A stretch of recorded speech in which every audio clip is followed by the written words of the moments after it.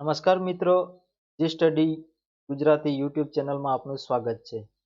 અહીં આપણે ગુજરાત ગૌણ સેવા પસંદગી મંડળ દ્વારા લેવામાં આવતી બિન સચિવાલય ક્લાર્ક ઓફિસ આસિસ્ટન્ટ પરીક્ષામાં છેલ્લા 5 વર્ષમાં કોમ્પ્યુટર સંબંધિત પૂછાયેલ પ્રશ્નની સમજૂતી મેળવવાના છે, જેમાં કુલ ટોટલ 75 જેટલા પ્રશ્નની આપણે સમજૂતી મેળવવાના છીએ. આ 75 પ્રશ્નને આપણે 7 વિભાગમાં વિભાજિત કરીને સમજવાનો પ્રયત્ન કરીશું. પહેલું છે ઓપરેટિંગ સિસ્ટમ સંબંધિત પ્રશ્ન, બીજું માઉસ કીબોર્ડ પ્રિન્ટર સંબંધિત પ્રશ્ન, ત્રીજું MS ઓફિસ સંબંધિત પ્રશ્ન જેમાં માઇક્રોસોફ્ટ વર્ડ, એક્સેલ, પાવરપોઈન્ટનો સમાવેશ થશે. ચોથું છે મેમરી સંબંધિત પ્રશ્ન, પાંચમું web browser, network, email, e-commerce સંબંધિત પ્રશ્ન, છઠ્ઠું છે પૂરા નામ સંબંધિત પ્રશ્ન અને સાતમું છે અન્ય પ્રશ્ન. આમ કુલ 75 જેટલા પ્રશ્ન 5 વર્ષમાં પૂછાઈ ગયા છે, તેમની આપણે અહીં સમજૂતી મેળવવાના છીએ. આગળ વધીએ, ઓપરેટિંગ સિસ્ટમ સંબંધિત પ્રશ્નની શરૂઆત કરીએ. પહેલું છે હાર્ડવેર અને સોફ્ટવેરને જોડવાનું કામ કોણ કરે છે? તો કે જવાબ આવશે ઓપરેટિંગ સિસ્ટમ. બીજું, ઓપરેટિંગ સિસ્ટમ કયા પ્રકારનું સોફ્ટવેર છે? જવાબ આવશે સિસ્ટમ સોફ્ટવેર. સોફ્ટવેરના બે પ્રકાર પડે છે, સિસ્ટમ સોફ્ટવેર અને એપ્લિકેશન સોફ્ટવેર. ત્રીજું છે વિન્ડોઝના ટાઇટલ બારમાં કયું બટન જોવા મળે છે? જવાબ આવશે ક્લોઝ. ટાઇટલ બારમાં કુલ 3 બટન જોવા મળે છે, મિનિમાઇઝ, મેક્સિમાઇઝ અને ક્લોઝ બટન. ચોથું છે બાઇનરી પદ્ધતિમાં કેટલા અંક હોય છે? જવાબ આવશે 2, 0 અને 1. આ એક નંબર સિસ્ટમનો પ્રકાર છે, જેના કુલ 4 પ્રકાર પડતા હોય છે. પ્રથમ છે ડેસિમલ નંબર સિસ્ટમ, જેની બેઝ કિંમત છે 10, કુલ અંક હોય છે 10. 0 થી 9 સુધીના અંકો એટલે કે કુલ 10 અંકોનો સમાવેશ થાય છે. બાઇનરી નંબર સિસ્ટમ, જેને બિટ્સ નંબર સિસ્ટમ પર કહેવામાં આવે છે, તેની બેઝ કિંમત છે 2, કુલ અંક હોય છે 2, 0 અને 1. ઓક્ટલ નંબર સિસ્ટમ, બેઝ કિંમત હોય છે 8, કુલ અંક હોય છે 8, 0 થી 7 સુધીના અંકોનો તેમાં સમાવેશ થાય છે. ચોથું છે હેક્સાડેસિમલ નંબર સિસ્ટમ, બેઝ કિંમત છે 16, કુલ અંક છે 16, જેમાં 0 થી 9 અને A, B, C, D, E, F નો સમાવેશ થાય છે. કોઈ સોફ્ટવેરની જૂની આવૃત્તિને સ્થાને તેની નવી અદ્યતન આવૃત્તિ ઉમેરવાની પ્રક્રિયાને શું કહે છે? તો જવાબ આવશે અપગ્રેડ. બીજા ઓપ્શનને સમજીએ તો સ્ટોર, રીસ્ટોર અને બેકઅપ. આ ત્રણેય ઓપ્શન એકબીજા સાથે સંકળાયેલા છે. કોઈ પણ વસ્તુને સ્ટોર કરવામાં આવે તે વસ્તુ કદાચ ડિલીટ થઈ જાય, એ વસ્તુથી બચવા માટે એનું બેકઅપ લેવામાં આવે છે, અને બેકઅપ લીધા પછી જો ફાઇલ ડિલીટ થાય તો એમને ફરીથી રિસ્ટોર પણ આપણે કરી શકીએ છીએ. એટલે આ ત્રણ ઓપ્શન એકબીજા સાથે સંકળાયેલા છે. છઠ્ઠું છે નવું ફોલ્ડર બનાવતા પૂર્વ નિર્ધારિત રીતે તેને કયું નામ આપવામાં આવે છે? તો કે જવાબ આવશે ન્યૂ ફોલ્ડર. ન્યૂ ફોલ્ડર બનાવવા માટે માઉસનું રાઇટ ક્લિક દબાવી એમાં ફોલ્ડર ઓપ્શન ક્લિક કરવાથી ન્યૂ ફોલ્ડર બની જશે. બીજા ઓપ્શનને સમજીએ. ઓન ટાઇટલ ફોલ્ડર ઓપ્શન આપ્યું છે. ખરેખર ઓન ટાઇટલ એ ફોલ્ડર નથી, પણ એક ફાઇલ છે, જે પેઇન્ટનો એક ફાઇલનો નામ આપેલું હોય છે. પેઇન્ટમાં જે નામ હોય છે, જેને ડિફોલ્ટ નામ તરીકે ઓન ટાઇટલ નામ આપવામાં આવે છે. અને અહીં છે વિન ફોલ્ડર. વિન ફોલ્ડર નથી, પણ આ વિન એક ફાઇલનો પ્રકાર છે, જેના બે પ્રકાર પડે છે, ઝીપ ફાઇલ અને રેર ફાઇલ. સાતમું છે નીચેનામાંથી કઈ સુવિધાનો ઉપયોગ કરીને કોમ્પ્યુટરમાં રહેલી ટેમ્પરરી ફાઇલને દૂર કરી શકાય છે? જવાબ આવશે ડિસ્ક ક્લીનઅપ. ડિસ્ક ક્લીનઅપ ક્યાં આવે છે એ સમજીએ તો સ્ટાર્ટ બટનમાં all program, accessories, system tools, તેમાં disk cleanup. Disk cleanup click કરવાથી આપણને આપણા કોમ્પ્યુટરમાં રહેલી તમામ ડિસ્કની યાદી આવી જશે. તેમાંથી યાદીમાં જે ડિસ્કને ક્લીન કરવી હોય તે સિલેક્ટ કરવાથી એ ક્લીન કરવા માટેનું ઓપ્શન આવી જશે અને ઓકે આપ્યાથી ક્લીન થઈ જશે. માઉસ કીબોર્ડ પ્રિન્ટર સંબંધિત પ્રશ્નની ચર્ચા કરીએ.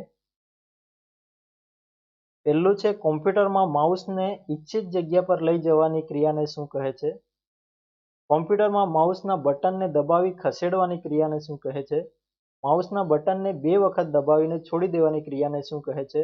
આ 3 પ્રશ્નના ઓપ્શન સરખા જ આપવામાં આવ્યા છે. સમજી લઈએ. કોમ્પ્યુટરમાં માઉસને ઈચ્છિત જગ્યા પર લઈ જવાની ક્રિયાને પોઇન્ટિંગ કહે છે અને માઉસના બટન દબાવી ખસેડવાની ક્રિયાને ડ્રેગિંગ કહેવામાં આવે છે અને 2 વખત દબાવીને છોડી દેવાની ક્રિયાને ડબલ ક્લિક કહેવામાં આવે છે. ત્યારે એક ઓપ્શન બચ્યું, 1 વખત ક્લિક કરીને છોડી દેવાની ક્રિયાને આપણે ક્લિક કહીએ છીએ. ચોથું છે, કોઈ પણ ફાઇલ કે ફોલ્ડરનું નામ બદલવા માટે તેના પર રાઇટ ક્લિક કરી કયો વિકલ્પ પસંદ કરવામાં આવે છે? રીનેમ કરવા માટે, ફોલ્ડરનું નામ બદલવા માટે આપણે રીનેમ કરવું પડે છે, એટલે કે જવાબ આવશે રીનેમ. રીનેમ કરવા માટેની શોર્ટકટ છે, જે ફોલ્ડરને તમારે રીનેમ કરવું હોય એને સિલેક્ટ કરી F2 બટન ક્લિક કરવાથી કીબોર્ડમાં F2 કીનો પ્રેસ કરવાથી રીનેમ કરવાનો ઓપ્શન આવી જશે. પાંચમું છે, કોમ્પ્યુટરમાં કોઈ પણ ફાઇલને ડિલીટ કીની મદદથી દૂર કર્યા પછી કઈ જગ્યાએ જોઈ શકીએ છીએ? તો એનો જવાબ આવશે રિસાયકલ બિન. આપણે રિસાયકલ બિનનો ઉપયોગ જોઈએ તો કે કોમ્પ્યુટરને કચરા પેટીનું કામ કરે છે. રિસાયકલ બિનમાં કઈ ફાઇલ રહેતી નથી જેને આપણે શિફ્ટ ડિલીટ કીની મદદથી ડિલીટ કરીએ છીએ તે ફાઇલ રિસાયકલ બિનમાં સમાવેશ થતો નથી, સંગ્રહ થતો નથી. અને રિસાયકલ બિનમાં સંગ્રહ થયેલ ફાઇલને આપણે રિસ્ટોર વિકલ્પના મદદથી ફરી મેળવી શકીએ છીએ. જ્યારે શિફ્ટ અને ડિલીટ કીની મદદથી ડિલીટ કરેલ ફાઇલ ફરી મેળવી શકતા નથી. છઠ્ઠું છે, વિન્ડોઝ ઓપરેટિંગ સિસ્ટમમાં કયા ઓપ્શનની મદદથી માઉસની ક્લિક બદલી શકાય છે? તો કે જવાબ આવશે કંટ્રોલ પેનલ. માઉસની ક્લિક બદલવા માટે પહેલા તો આપણે સ્ટાર્ટ બટન પર જવું, તેમાં કંટ્રોલ પેનલમાં જઈ માઉસ ઓપ્શન પર ક્લિક કરી માઉસ ઓપ્શન પર ક્લિક કરતા માઉસની પ્રોપર્ટી ખોલશે અને તેમાં બટનમાં જશો એટલે તેમાં આવશે switch primary and secondary button. તેમાં આપણને ટીક માર્ક કરવા માટેનું ઓપ્શન આવશે. ટીક માર્ક કર્યાથી માઉસનું બટન જે આપણે રાઈટ ક્લિક તરીકે ઓકે આપવા માટે રાઈટ ક્લિકનો ઉપયોગ કરીએ છીએ તે લેફ્ટ ક્લિક થઈ જશે, એટલે કે એનો કલર પણ ચેન્જ થયેલો આપણને જોવા મળશે. અને બીજું ઓપ્શન છે એરિથમેટિક એન્ડ લોજિક યુનિટ. આ એક સીપીયુનો પ્રકાર છે જે આંકડાકીય માહિતીની ગણતરી માટે તેમાં ઉપયોગ કરવામાં આવે છે. સાતમું છે, કીબોર્ડની પ્રથમ લાઇનમાં ડાબી બાજુથી જમણી બાજુની કીનો ક્રમ કયો છે? પ્રથમ લાઇનમાં ડાબી બાજુથી જમણી બાજુ. આ એક કીબોર્ડ છે, એની આ પ્રથમ લાઇન છે. તેમાં ડાબી બાજુથી જમણી બાજુ એટલે કે આવી રીતે. પહેલું છે QWERT. જવાબ આવશે QWERT. પ્રથમ લાઇનમાં ડાબી બાજુથી જમણી બાજુ. બીજા ઓપ્શન જે આપ્યા છે એ સમજી લઈએ. POIUY એ છે પ્રથમ લાઇનમાં જમણી બાજુથી ડાબી બાજુનો ઓપ્શન. ASDFG આ છે બીજી લાઇનમાં ડાબી બાજુથી જમણી બાજુ. ZXCV આ છે ત્રીજી લાઇનમાં ડાબી બાજુથી જમણી બાજુ. હવે બીજી લાઇનમાં LKJH આ બીજી લાઇનમાં જમણી બાજુથી ડાબી બાજુ પૂછવામાં આવે તો આવશે LKJH. જ્યારે ત્રીજી લાઇનમાં જમણી બાજુથી ડાબી બાજુ પૂછવામાં આવે તો આવશે MNB અથવા MNBV.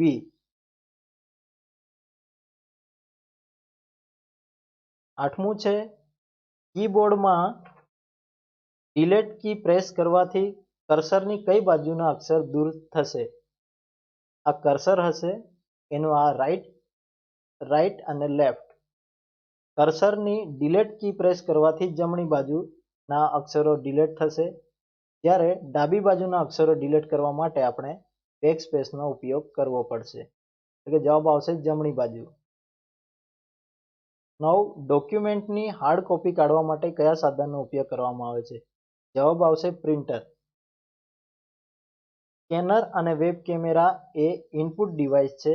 ઇનપુટ ડિવાઇસ એટલે એવું જે ડિવાઇસની મદદથી માહિતી અંદર દાખલ કરી શકાય તેને ઇનપુટ ડિવાઇસ કહે છે. સ્કેનરને મદદથી કોઈ ફાઇલ કે ઇમેજને પીડીએફ રૂપે કે ઇમેજ રૂપે આપણે દાખલ કરી શકીએ છીએ. વેબ કેમેરાથી ઇમેજના રૂપે દાખલ કરી શકાય છે. મોનિટરથી આપણને ડિસ્પ્લે થાય છે એટલે કે એ આઉટપુટ છે. અને પ્રિન્ટર એ આપણને હાર્ડ કોપી આપે છે એટલે કે આઉટપુટ છે. આઉટપુટ એટલે એવું જે આપણને બહાર એની પ્રતિક્રિયા દર્શાવે.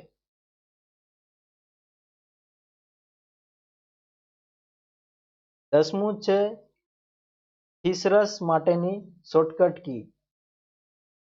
જવાબ આવશે શિફ્ટ પ્લસ F2. ઉપયોગ જોઈએ થીસરસનો.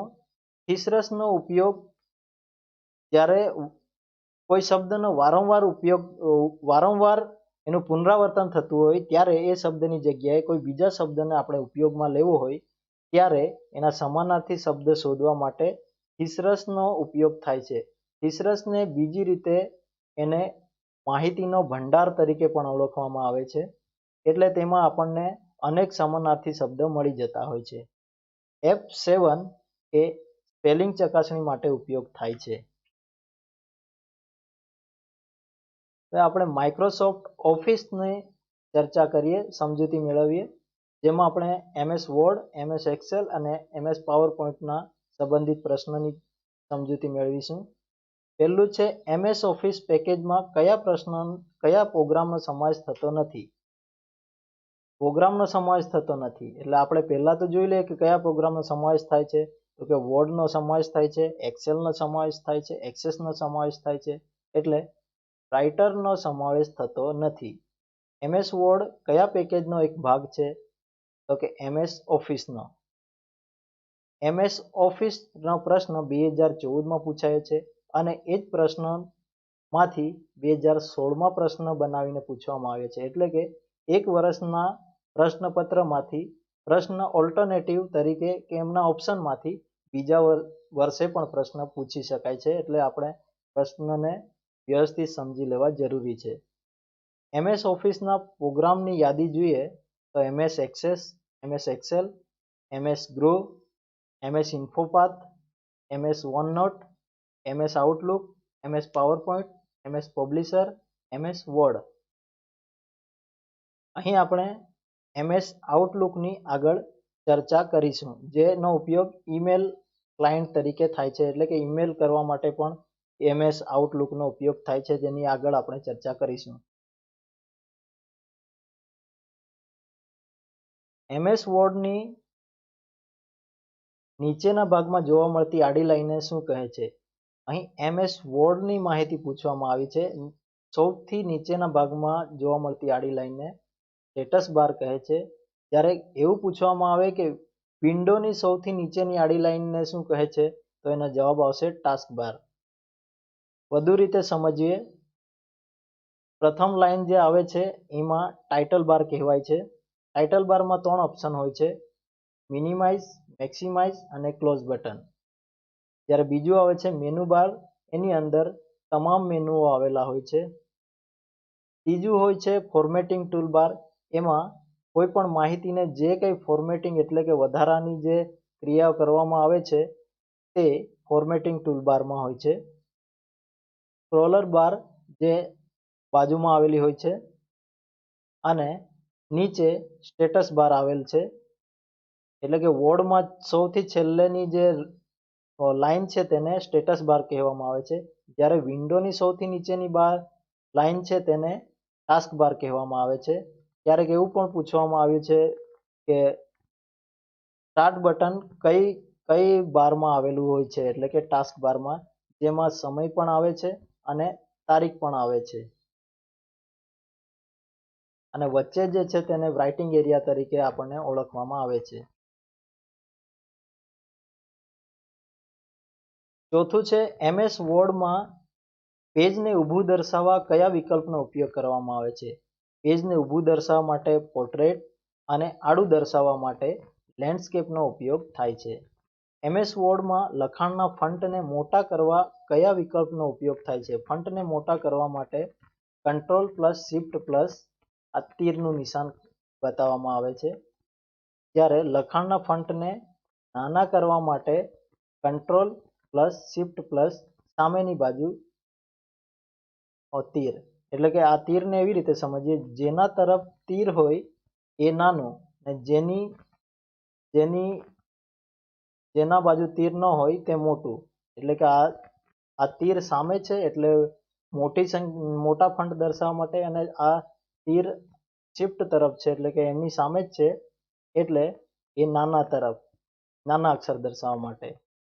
MS વર્ડમાં ફોન્ટ અને ફોન્ટ સાઇઝ બદલવા માટે કયા ટૂલબારનો ઉપયોગ કરવામાં આવે છે? ફોન્ટ અને ફોન્ટ સાઇઝ બદલવા માટે ફોર્મેટિંગ ટૂલબાર, આપણે આગળ જોયું તેમ ફોર્મેટિંગ ટૂલબારમાં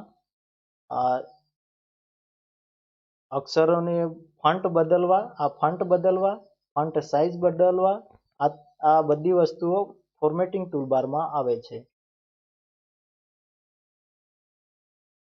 સાતમું છે MS વર્ડમાં લખાણને ચેન્જ કેસ હેઠળ બદલવા કુલ કેટલા વિકલ્પો ઉપલબ્ધ છે? તો કે 5. MS વર્ડમાં ચેન્જ કેસના આઇકોન પર કયું લખાણ જોવા મળે છે? તો જવાબ આવશે કેપિટલ A અને સ્મોલ a. 9મું છે કોમ્પ્યુટરમાં જોવા મળતા એરિયલ, વર્દાના, હેલ્વેટિકા વગેરે ફોન્ટનો કયો પ્રકાર દર્શાવે છે? તો કે એનો જવાબ આવશે સેન્સ સેરિફ.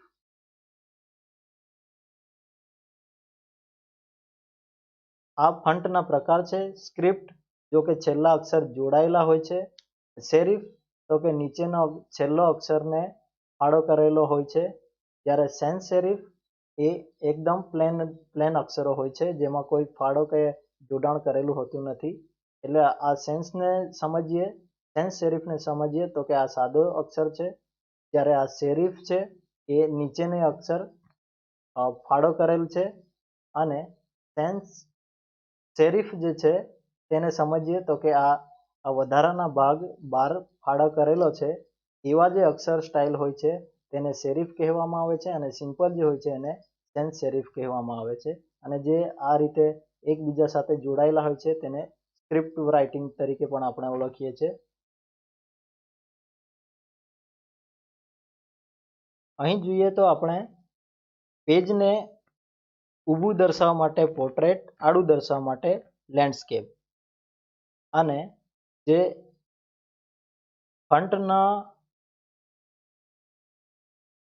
ફોન્ટમાં જે ચેન્જ કેસમાં જે આપણને સિમ્બોલની વાત કરવામાં આવી છે તે આ કેપિટલ A અને સ્મોલ a.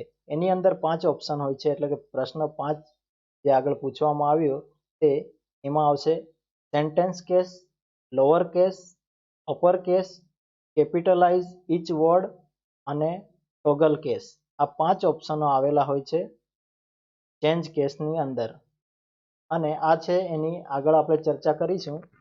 આ છે એનો ફોન્ટ, જેની ડિફોલ્ટ સાઇઝ હોય છે 11 કે 12 એની ડિફોલ્ટ સાઇઝ હોય છે. અને આ છે આપણે ટેક્સ્ટ રેપિંગ, જે પેજ લેઆઉટમાં બ્રેકની નીચે ટેક્સ્ટ રેપિંગ હોય છે, જે એક લાઇનમાંથી લાઇનને છૂટી પાડી નીચે લાવવા માટે ટેક્સ્ટ રેપિંગનો ઉપયોગ થતો હોય છે, તે છે. અને આ બીજું છે ડ્રોપ કેપ. ડ્રોપ કેપમાં 3 ઓપ્શન હોય છે. એક છે નોન, ડ્રોપેડ અને ઇન માર્જિન. નોનમાં કોઈ જાતની ઇફેક્ટ જોવા મળતી નથી. ડ્રોપેડમાં પ્રથમ અક્ષર ફકરા રૂપે જોવા મળે છે, જ્યારે ઇન માર્જિનમાં તમામ અક્ષરમાં એક જ છૂટો જોવા મળે છે. આ 3 ઓપ્શન આવેલા હોય છે, એની આગળ આપણે ચર્ચા કરીએ. હવે MS વર્ડ શરૂ કરતા પૂર્વ નિર્ધારિત રીતે ફોન્ટની સાઇઝ કેટલી જોવા મળે છે?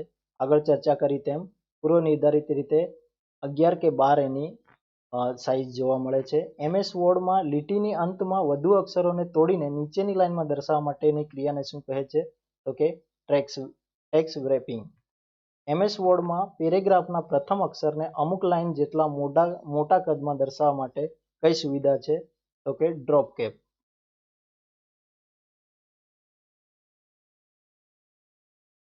13મું છે નીચેનામાંથી એક સુવિધા વર્ડ એપ્લિકેશનમાં જોવા મળતી નથી.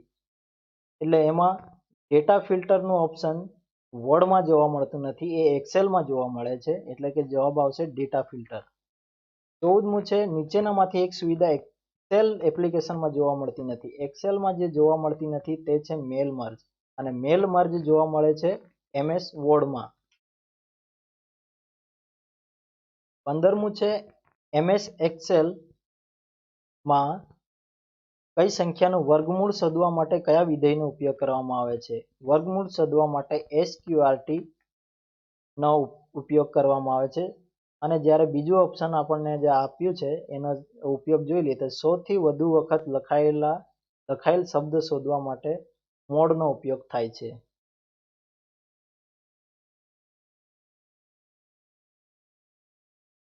આગળ જોઈએ 16મો પ્રશ્ન છે MS એક્સેલમાં કુલ કેટલી હરોળ એટલે કે રો આવેલી હોય છે?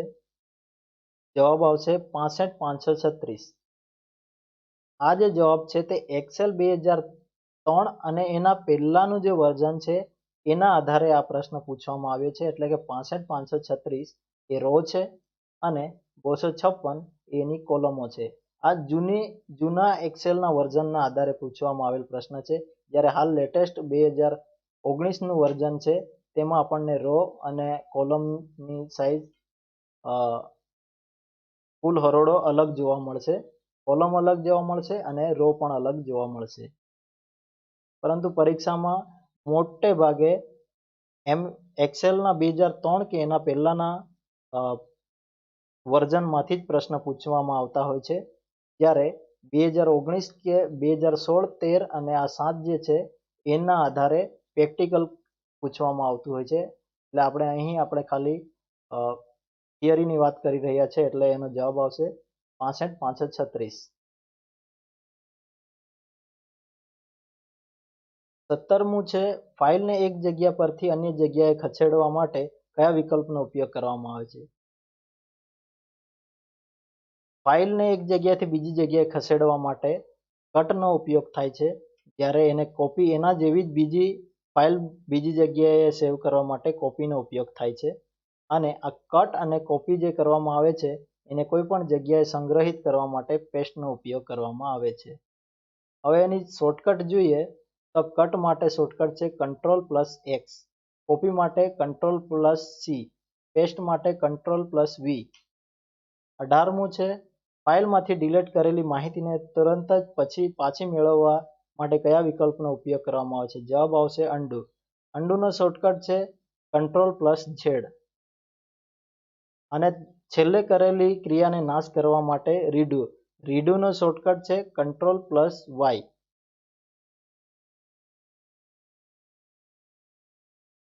19મો પ્રશ્ન છે MS એક્સેલના કોઈ સેલમાં રહેલા અક્ષરની સંખ્યા ગણવા માટે કયા વિધેયનો ઉપયોગ કરવામાં આવે છે? તો કે જવાબ આવશે કાઉન્ટ. MS એક્સેલના એક સેલમાં કરંટ ડેટ ઉમેરવા માટે કઈ શોર્ટકટ કીનો ઉપયોગ કરવામાં આવશે? જવાબ આવશે Ctrl+અલ્પવિરામ. અને કરંટ ટાઈમ જો ઉમેરવા માટે હોય તો Ctrl+પૂર્ણવિરામ. 21મો પ્રશ્ન છે નીચેનામાંથી કયો વિકલ્પ MS એક્સેલમાં ચાર્ટનો પ્રકાર દર્શાવતો નથી? એટલે કે દર્શાવે છે એવા જોઈએ તો કે બબલ એનો ચાર્ટનો પ્રકાર છે, પાઈ એનો ચાર્ટનો પ્રકાર છે, કોલમ પણ ચાર્ટનો પ્રકાર છે. એટલે કે રો એનો ચાર્ટનો પ્રકાર નથી. ચાર્ટના અન્ય પ્રકાર જોઈએ તો કે line, bar, area, XY, stock, surface, doughnut અને રડાર. આ ચાર્ટના પ્રકાર છે. કોલમમાં આપણને ઊભી કોલમો જોવા મળશે, લાઇનમાં આપણને લાઇન જોવા મળશે, જ્યારે પાઈમાં આપણને રાઉન્ડમાં જોવા મળશે, બારમાં આપણને આડી લાઇન જોવા મળશે. આ એના ચાર્ટના પ્રકાર છે.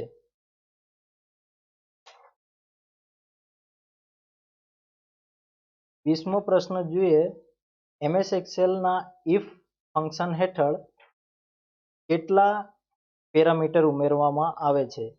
ઇફનો ગુજરાતી જોઈએ તો કે ઇફ એટલે જો અને તો આ બે ઓપ્શન આવતા હોય છે, એટલે કે એનો જવાબ આવશે 2. સમજીએ એક્ઝામ્પલ તરીકે. પાસ થવા માટે 70થી ઉપર માર્ક હોવા જોઈએ. એટલે કે જો જી સ્ટડી ગુજરાતીના 70થી ઉપર માર્ક હશે તો પાસ, નહીતર એટલે કે જો 70થી નીચે હોય તો એ ફેલ થશે. એટલે કે જો અને તો આ બે જ ઓપ્શન આવતા હોય છે, એટલે કે બે પેરામીટર આવેલા હોય છે. 21મો પ્રશ્ન છે.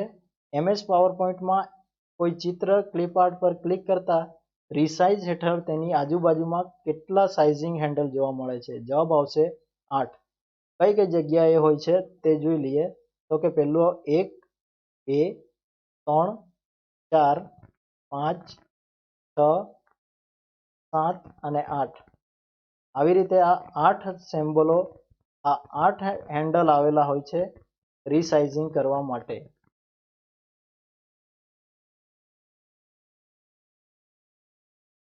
22મો પ્રશ્ન છે. MS પાવરપોઈન્ટમાં સ્પીકર નોટ ઉમેરવા માટે કયા વ્યૂનો ઉપયોગ કરવામાં આવે છે? તો કે જવાબ આવશે નોટ્સ પેજ વ્યૂનો. MS પાવરપોઈન્ટમાં સ્લાઇડનો ક્રમ બદલવા માટે કયા વ્યૂનો ઉપયોગ કરવામાં આવે છે? સ્લાઇડનો ક્રમ બદલવા એટલે કે સ્લાઇડ શો કરવા માટે જવાબ આવશે slide show view. Slide show કરવા માટે F5નો પણ ઉપયોગ કરવામાં આવે છે સ્લાઇડ શો કરવા માટે. 24મું છે. MS પાવરપોઈન્ટમાં ફક્ત લખાણ પ્રકારની માહિતી દર્શાવવા માટે કયા ટેબને પસંદ કરવામાં આવે છે? જવાબ આવશે આઉટલાઇન.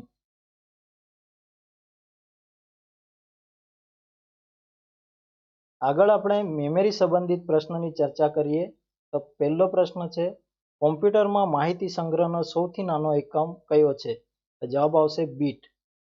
માહિતીના નાનાથી મોટા તરફ આપણે જો ચર્ચા કરીએ તો પહેલું આવશે બીટ, પછી બાઇટ, પછી કેબી એટલે કે કિલોબાઇટ, પછી MB મેગાબાઇટ, GB એટલે ગીગાબાઇટ, TB એટલે કે ટેરાબાઇટ. બીજું છે. કોમ્પ્યુટરમાં એક અક્ષરનો સંગ્રહ કરવા માટે કેટલા બીટનો ઉપયોગ કરવામાં આવે છે? જવાબ આવશે 8. કોમ્પ્યુટરના મેમરી એકમને દર્શાવતો સાચો ઉતરતો ક્રમ કયો છે? ઉતરતો ક્રમ પૂછવામાં આવ્યો છે, એટલે કે મોટી સાઇઝથી નાની સાઇઝની તરફ એનો ઉતરતો ક્રમ આવશે. એટલે કે પહેલું TB આવશે, GB, MB અને KB. અને જો ચડતો ક્રમ પૂછવામાં આવ્યો હોય તો આ ઓપ્શનમાં જોઈએ તો કે KB આવશે, MB, GB અને TB. અને એની આગળથી જો આપણે લઈએ તો પહેલા આવશે બીટ, પછી આવશે બાઇટ અને પછી KB, MB, GB અને TB. ચોથો પ્રશ્ન જોઈએ. કોમ્પ્યુટરની મેમરી સંગ્રહ ક્ષમતાના માપને યોગ્ય રીતે જોડો. અહીં આપણે જોડકા આપવામાં આવેલ છે, એટલે કે કેટલી સાઇઝ હોય તો કેટલા KB, MB, GB કે TB થાય એની આપણે જોડવાનું છે. આપણે જોડી લઈએ તો 1024 એટલે કે 1024 બાઇટ હોય તો એનો ઉપલો ક્રમ આવશે KB એટલે કે 1 KB. અને 1024 કિલોબાઇટ હોય તો એનો ઉપલો ક્રમ આવશે MB એટલે કે 1 MB.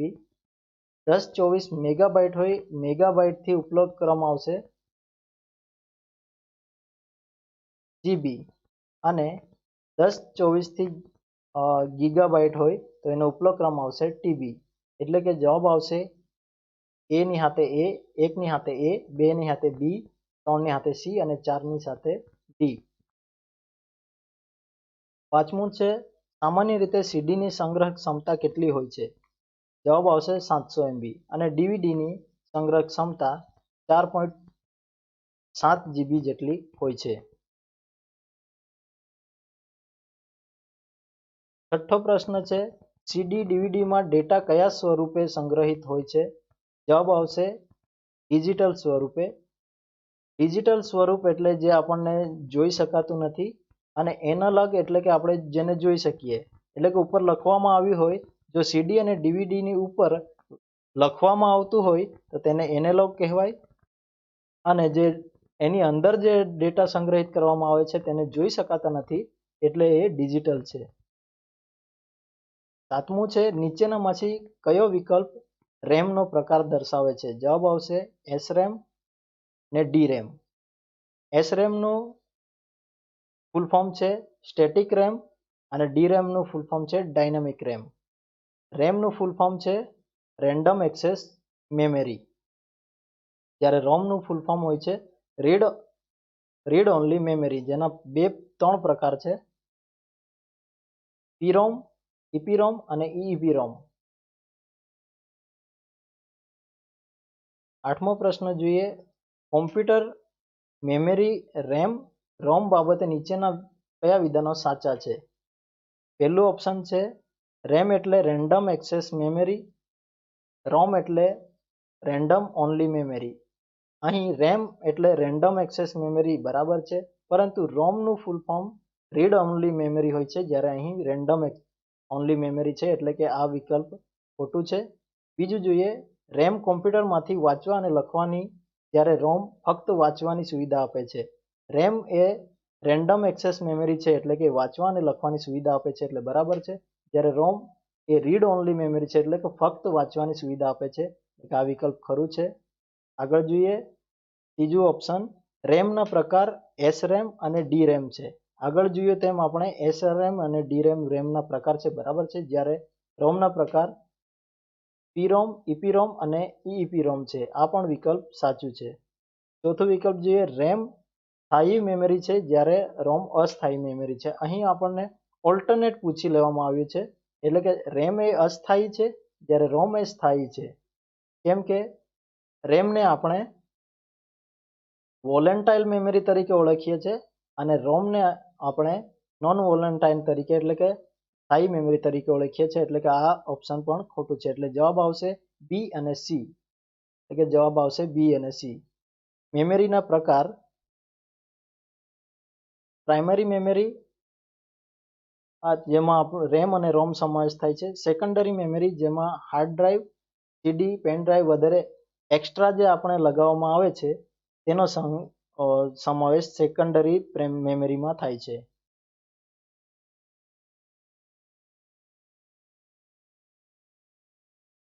નવમો પ્રશ્ન છે, કોમ્પ્યુટરની હાર્ડ ડિસ્કને શેમાં વિભાજિત કરવામાં આવે છે? હાર્ડ ડિસ્કને બે ભાગમાં વિભાજિત કરવામાં આવે છે, ટ્રેક્સ અને સેક્ટર્સ. ટ્રેક્સ અને સેક્ટરનો ઉપયોગ જોઈએ તો કે ડિસ્કમાં સ્થાન સ્પષ્ટ કરવા અને ફાઇલમાં ડિસ્કને જગ્યા ફાળવવા માટે એનો ઉપયોગ થાય છે. એ ડિસ્કમાં ફાઇલને જગ્યા ફાળવવા માટેનો એનો ઉપયોગ છે, અને કઈ જગ્યાએ રહેશે એનું સ્થાન સ્પષ્ટ કરવા માટે ટ્રેક્સ અને સેક્ટરનો ઉપયોગ થાય છે.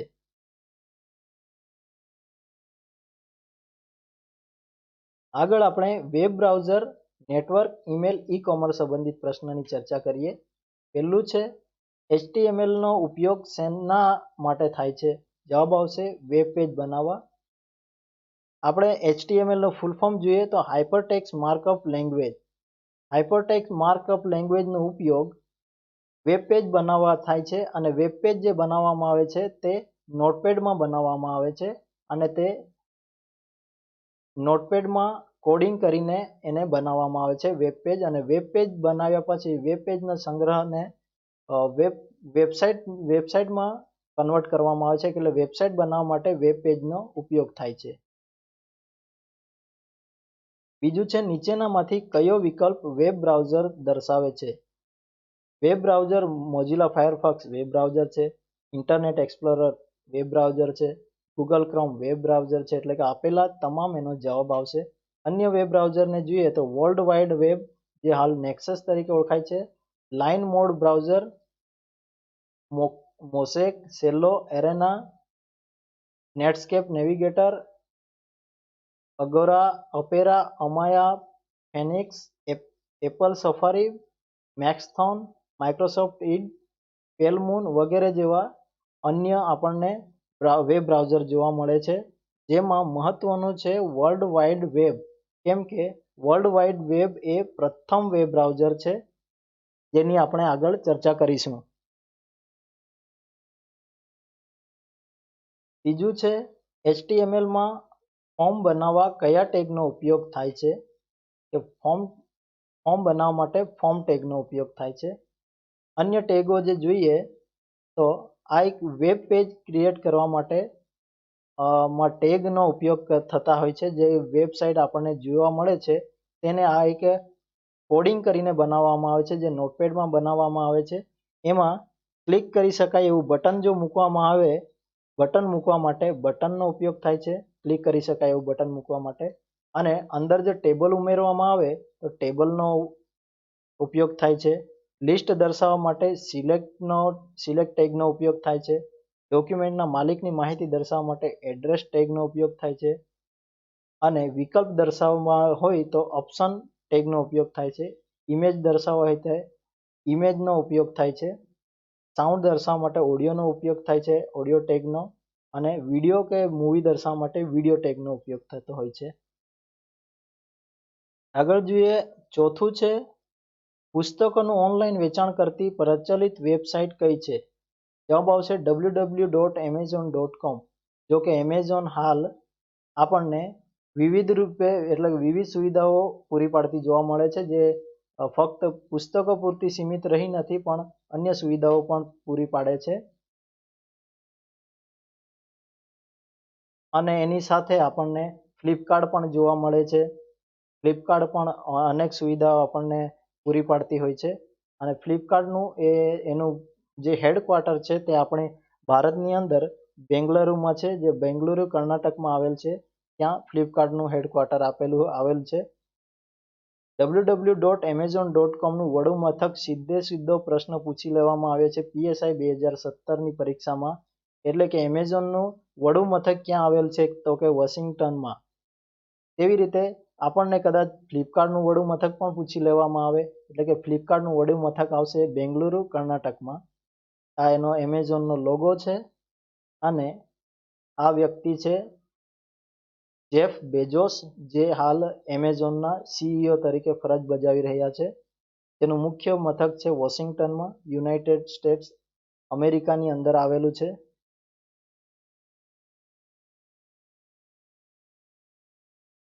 હાલ ચર્ચામાં રહેલ H1B વિઝા અમેરિકામાં જે H1B વિઝા બાબતે ચર્ચા જે ચાલી રહી, તેમાં નિવેદન આપનારી કંપનીઓ હતી ફેસબુક, ગૂગલ, એમેઝોન, ટેલ્સા અને એપલ. આ હાઇલાઇટ થયેલી કંપનીઓ છે. H1B વિઝા એ એવું છે જે ભારતીય સ્કિલ્ડ વર્કરો છે, જે કારીગરો છે, તે અમેરિકામાં કામ કરવા માટે જાય છે અને ત્યાં રહે છે. એમને રહેવા માટે જે વિઝા આપવામાં આવે છે તે H1B વિઝા હોય છે. અને તે અમેરિકાની ચૂંટણીને ધ્યાનમાં રાખીને રદ કરવાની જે વાત કરવામાં આવી હતી, તેના વિશે આ કંપનીઓ દ્વારા નિવેદન આપવામાં આવ્યું હતું. એમેઝોન વિશે જો પ્રશ્ન પૂછી લેવામાં આવ્યો છે, તેથી આપણે આ બીજી કંપનીઓને પણ સમજી લઈએ, એના CEO અને એનું હેડક્વાર્ટર ક્યાં આવેલું છે તે. ફેસબુકના CEO છે માર્ક ઝુકરબર્ગ, ગૂગલના CEO છે સુંદર પિચાઈ, એમેઝોનના આપણે જોઈએ જેફ બેઝોસ, અને ટેલ્સાના છે ઇલન મસ્ક, અને એપલના છે ટીમ કુક. એલન મસ્ક એ હાલ ટ્વિટર પર પણ ઘણી ચર્ચામાં રહ્યા હતા. અને મહારાષ્ટ્ર સરકારે એલન મસ્કને મહારાષ્ટ્રમાં પોતાની કંપની સ્થાપવા માટે આમંત્રણ કરવામાં આવ્યું છે. ટેલ્સા એ એક ઇલેક્ટ્રિક વ્હીકલની કંપની છે અને શુદ્ધ જે એન્વાયરમેન્ટ માટેની, ક્લીન એનર્જી માટેની જે પહેલ છે તેના માટેની એક કંપની છે, અને જે અમેરિકામાં આવેલ છે. એનું હેડ ઓફિસ છે કેલિફોર્નિયામાં. એટલે કે ફેસબુક, ગૂગલ, ટેલ્સા અને એપલની હેડક્વાર્ટર આવેલું છે કેલિફોર્નિયામાં. પાંચમો પ્રશ્ન છે આઉટલુક એક્સપ્રેસ કયા પ્રકારનો પ્રોગ્રામ છે? જવાબ આવશે ઈમેલ ક્લાયન્ટ. આપણે આગળ ચર્ચા કરી તેમ MS ઓફિસના વિભાગમાં આઉટલુક એક્સપ્રેસનો ઉપયોગ ઈમેલ ક્લાયન્ટ તરીકે થાય છે. અને છઠ્ઠું છે નીચેનામાંથી કયો વિકલ્પ ઈમેલ ક્લાયન્ટનું ઉદાહરણ દર્શાવે છે? તો કે જવાબ આવશે આઉટલુક એક્સપ્રેસ. અહીં જો આ 2014માં જે પ્રશ્ન પૂછાયો છે એને પ્રશ્નને જવાબ રૂપે અને જવાબને પ્રશ્ન રૂપે ફરીથી 2016માં પૂછવામાં આવ્યો છે. એટલે કે પ્રશ્નને ફરાવીને જ પાછો પૂછી લેવામાં આવતા હોય છે. એટલે કે ધ્યાન રાખવા જેવું છે આ બાબત. 7મું છે ઈમેલ સરનામા બે ભાગને કયા ચિહ્ન વડે જુદું પાડવામાં આવે છે? તો કે જવાબ આવશે બી @ આ ચિહ્નને @ કહેવામાં આવે છે. ઈમેલ એડ્રેસમાં હોસ્ટ નેમ પછી કયું ચિહ્ન મૂકવામાં આવે છે? હોસ્ટ નેમ પછી આપણને જવાબ આવશે એ @. 9મું છે abc@gmail.com માં abc શું છે? તો કે એનો જવાબ આવશે હોસ્ટ નેમ. આ ત્રણેય બાબતોને આપણે સમજીએ તો કે જીમેલ જે છે તે સર્વિસ પ્રોવાઈડર છે. એટલે કે આપણને જે સુવિધા ઈમેલની સુવિધા પૂરી પાડે છે એ સર્વિસ પ્રોવાઈડર છે. જીમેલની જેમ આપણને યાહૂ અને બીજી અન્ય સર્વિસ પ્રોવાઈડરો પણ ઉપલબ્ધ છે. અને .com એ એક્સટેન્શન છે. .com .in વગેરે એ બધા એક્સટેન્શનો છે. abc@gmail.com આ એડ્રેસ આ જે છે તે યુઝર નેમ છે. અને આ ત્રણ વિભાગો છૂટા પડે, આ ત્રણ વિભાગો જોડાઈને આપણને યુઝર નેમ બને છે. પહેલું આવશે આ છે હોસ્ટ નેમ, બીજું આવશે સર્વિસ પ્રોવાઈડર અને .com જે છે તે એક્સટેન્શન છે. 10મું છે એક વેબસાઇટ પરથી અન્ય વેબસાઇટ પર જવાની ક્રિયાને શું કહે છે? આપણે જ્યારે વેબસાઇટની વિઝિટ કરતા હોઈએ ત્યારે એક વેબસાઇટ પરથી બીજી વેબસાઇટ પર જતા હોય છે, જેને આપણે સર્ફિંગ કહેવામાં આવે છે. અને કોઈ વસ્તુ આપણે શોધીએ છીએ તેને આપણે સર્ચિંગ કહીએ છીએ. અને સર્ચિંગ કરવા માટે આપણે સર્ચ એન્જિનનો ઉપયોગ કરીએ છીએ. અને સર્ચ એન્જિન જે છે તે ગૂગલ, યાહૂ, ખોજ જો કે ગુજરાતનું આપણે ભારતનું છે, અને બિંગ એ માઇક્રોસોફ્ટનું છે વગેરે એ બધા સર્ચ પ્રોવાઈડર છે. એટલે કે સર્ચ એન્જિન છે. હાલમાં બાયડુ જે ચીનનું સર્ચ એન્જિન હતું એને બેન કરવામાં આવ્યું છે ભારતમાં. 11 છે કોમ્પ્યુટર સિસ્ટમ કે નેટવર્કને સ્થગિત કરીને તેને નિરુપયોગી બનાવી દેવાના આક્રમણને શું કહે છે? તો કે એનો જવાબ આવશે ડેનિયલ ઓફ સર્વિસ, જેને શોર્ટકટમાં DOS એટેક તરીકે પણ ઓળખવામાં આવે છે, જે સાયબર એટેક હોય છે. અને આ બીજા જે ઓપ્શન છે તે જોઈએ તો કે સ્નીપિંગ. આ સ્નીપિંગ એક ફોન વાયરને ટ્રેપિંગ કરવાનો એક પ્રકાર છે. અને ટ્રેપિંગ કર્યા પછી કોઈની પણ વાતચીત સાંભળી શકાય છે, અને જેને વાયર ટેપિંગ પણ કહેવામાં આવે છે. એટલે કે ફોનના વાયરને ટેપ કરી અન્ય વ્યક્તિઓની વાતચીત પણ સાંભળી શકાય છે. જેવું આપણને મૂવીમાં પણ અનેક મૂવીઓમાં આપણને એવું બતાવવામાં આવે છે કે કોઈના ફોન રેકોર્ડિંગ સાંભળવામાં આવે છે. એવી જે સુવિધા છે તે છે સ્નીપિંગ. આ એક હેકિંગનો જ જેવો પ્રકાર છે, પરંતુ જેને સુરક્ષા માટે પણ ઉપયોગ કરવામાં આવતો હોય છે. દૂષિત કોડ એટલે કે વાયરસ. દૂષિત કોડને આપણે વાયરસ તરીકે ઓળખીએ છીએ. પૂરા નામ સંબંધિત પ્રશ્ન. આગળ આપણે પૂરા નામ સંબંધિત પ્રશ્નની ચર્ચા કરીએ. CRT નું પૂરું નામ છે કેથોડ રે ટ્યુબ. બીજું છે લેનનું પૂરું નામ છે લોકલ એરિયા નેટવર્ક. બીજો પ્રશ્ન છે એક જ રૂમ, બિલ્ડિંગ કે પરિસરમાં આવેલ કોમ્પ્યુટરને એકબીજાની સાથે જોડવા માટે કયા નેટવર્કનો ઉપયોગ કરવામાં આવે છે? કયા નેટવર્કનો ઉપયોગ કરવામાં આવે છે? તો કે લેન. અને એક સિટીને કનેક્ટ કરવા માટે મેન એટલે કે મેટ્રોપોલિટન એરિયા માટે મેન, અને વર્લ્ડ વાઇડ માટે વેનનો ઉપયોગ થાય છે. અન્ય પ્રકારો આપણે જોઈએ તો કે લેનનું ફૂલ ફોર્મ રહેશે લોકલ એરિયા નેટવર્ક, મેનનું ફૂલ ફોર્મ છે મેટ્રોપોલિટન એરિયા નેટવર્ક, વેનનું ફૂલ ફોર્મ છે વાઇડ એરિયા નેટવર્ક, ફેનનું ફૂલ ફોર્મ છે ફેસિલિટી એરિયા નેટવર્ક, પેનનું ફૂલ ફોર્મ છે પર્સનલ એરિયા નેટવર્ક, નું ફૂલ ફોર્મ છે સ્ટોરેજ એરિયા નેટવર્ક, EPNનું ફૂલ ફોર્મ છે એન્ટરપ્રાઇઝ પ્રાઇવેટ નેટવર્ક, અને VPN virtual private network. VPN હાલ ઘણી ચર્ચામાં છે, કેમ કે તમામ વસ્તુઓ વર્ચ્યુઅલ થવા માંગી છે પેન્ડેમિકના ડ્યુરેશનમાં. એટલે કે હાલમાં આ પ્રશ્ન પૂછાવાની શક્યતા રહેલી હોય છે, એટલે કે ધ્યાન રાખો. આપણે VPN નું ફૂલ ફોર્મ છે વર્ચ્યુઅલ પ્રાઇવેટ નેટવર્ક.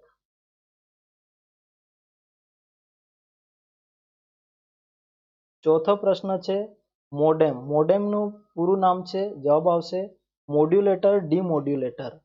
પાંચમું છે USB નું પૂરું નામ યુનિવર્સલ સિરિયલ બસ. SMPS નું પૂરું નામ છે switch mode power supply. SMPS નો ઉપયોગ CPU ની અંદર પાવર પ્રોવાઈડ કરવા માટે ઉપયોગ થાય છે, જ્યારે UPS જે છે અનટરપ્ટેબલ પાવર સપ્લાય. UPS નો ઉપયોગ CPU ને બહારથી પાવર સપ્લાય કરવા માટે ઉપયોગ થાય છે, જ્યારે SMPS નો ઉપયોગ CPU ની અંદર પાવર સપ્લાય કરવા માટે, કે CPU ની અંદર જે મધરબોર્ડ વગેરે હોય છે એમને પાવર જે સપ્લાય કરવામાં આવે છે તે SMPS દ્વારા કરવામાં આવે છે. અહીં આપણે USB ના પ્રકાર, ઘણા પ્રકાર USB જોવા મળે છે. હાલ તો આપણને મોબાઈલમાં લેટેસ્ટ જે મોબાઈલ આવતા હોય છે જેમાં USB ટાઈપ C પ્રકારનું ચાર્જરનું પણ પિન આપણને જોવા મળતી હોય છે.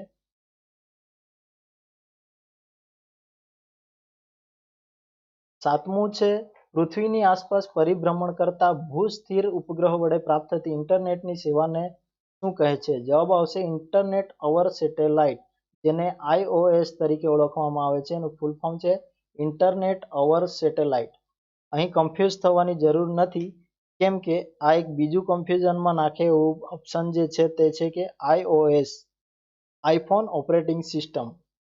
આઈફોનના જે પણ મોબાઈલ વગેરે આવે છે તેમાં આઈફોન ઓપરેટિંગ સિસ્ટમનો ઉપયોગ થાય છે, જેને પણ આપણે IOS તરીકે શોર્ટકટ એને ઓળખવામાં આવે છે. અને આઈફોનની સાથે એન્ડ્રોઈડ પણ એક મોબાઈલ ઓપરેટિંગ સિસ્ટમ છે, જેની રચના ગૂગલ દ્વારા કરવામાં આવી છે. અને લિનક્સ કર્નેલ જે છે એને મોડિફાઈ કરીને, એટલે કે સુધારીને એને એન્ડ્રોઈડ 11 જે બનાવવામાં આવે છે. હાલમાં લેટેસ્ટ જે છે તે એન્ડ્રોઈડ 11 વર્ઝન લેટેસ્ટ છે. આઠમું છે વેબ પેજને અજોડ રીતે ઓળખવા માટે કોનો ઉપયોગ કરવામાં આવે છે? વેબ પેજને અજોડ રીતે ઓળખવા માટે, તો કે અજોડ રીતે ઓળખવા માટે URL નો ઉપયોગ થાય છે, અને URL નું ફૂલ ફોર્મ થશે યુનિફોર્મ રિસર્ચ લોકેટર. નવમો પ્રશ્ન છે વેબ પેજને અજોડ રીતે ઓળખવા માટે કોનો ઉપયોગ થાય છે? અહીં પ્રશ્ન બેવડાયો છે, એટલે કે ફરી આવ્યો છે. URL નું full form uniform research locator.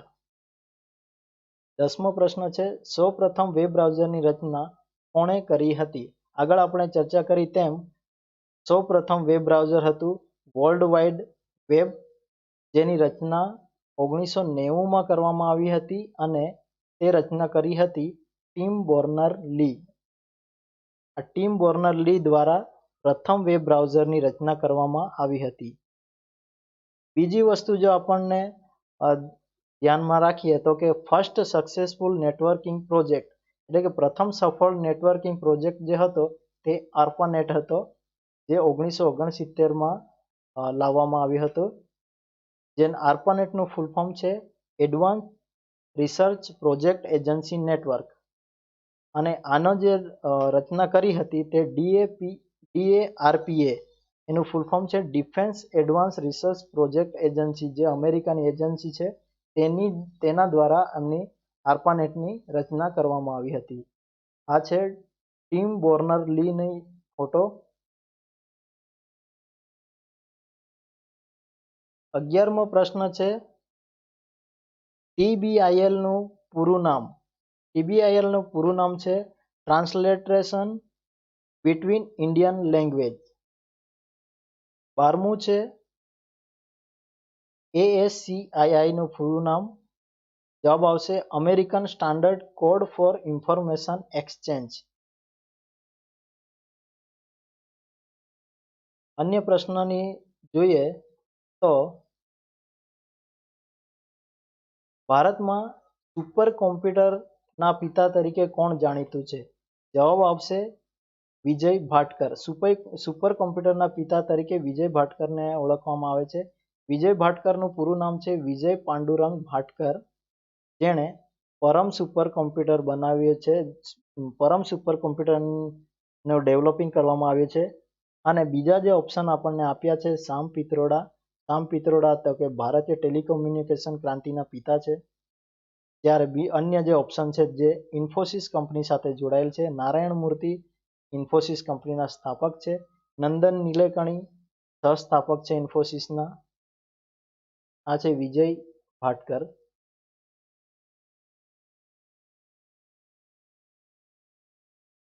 વિશ્વમાં કોમ્પ્યુટરના પિતા તરીકે અન્ય બાબતોની આપણે ચર્ચા કરીએ તો કે વિશ્વમાં કોમ્પ્યુટરના પિતા તરીકે ચાર્લ્સ બેબેજ, વિશ્વમાં સુપર કોમ્પ્યુટરના પિતા તરીકે સેમર ક્રે, અને વિશ્વમાં આધુનિક કોમ્પ્યુટરના પિતા તરીકે એલન ટ્યુરિંગનો ઓળખવામાં આવે છે. જો આ વિડીયો આપને પસંદ આવ્યો હોય તો ચેનલને સબસ્ક્રાઈબ કરો, વિડીયોને લાઈક કરો અને આપને ઉપયોગી નીવડે તથા આપના મિત્રને ઉપયોગી નીવડે તે માટે શેર કરો. અને આપ મારી સાથે ટેલિગ્રામ પર જોડાઈ શકો છો અને મને ઈમેલ પણ કરી શકો છો. જય જય ગરવી ગુજરાત. જય હિન્દ.